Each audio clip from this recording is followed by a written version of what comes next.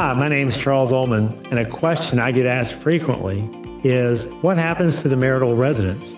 A lot of times the spouses will disagree about who keeps the house. If the marital home has a low interest loan on it, 2.5% or 3%, and then they're looking at potentially having to refinance the house, who keeps the house and under what conditions? It's a large issue both emotionally and financially. Frequently, the house is the largest asset that the parties own. If there's a marital home, we frequently enlist the help of an appraiser to determine the market value of the home at the time we're entering into the negotiations, as well as the date of separation value. If you go to court and the parties are arguing about who keeps the home, the court will look at a significant number of facts. Is the house needed for one person's health? Is there a situation where the children would benefit from keeping the home, particularly if it means being able to keep them in the same school district? The other thing that comes up with keeping the marital home is if the mortgage is in both spouses' names, one party will need to make sure that the other spouse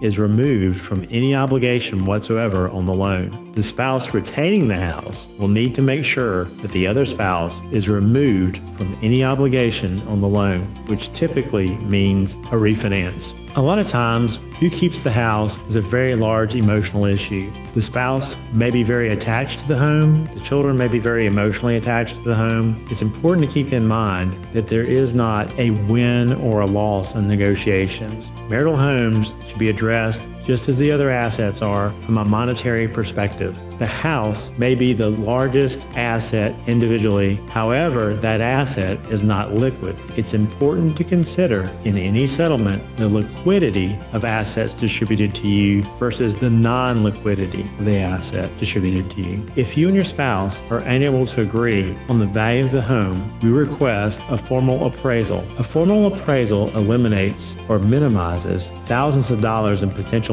disagreement on the value of an asset. For that reason, we recommend getting an appraisal in just about every case. If you have questions about what to do with your marital home or the value, please feel free to give us a call or contact us online. We look forward to hearing from you.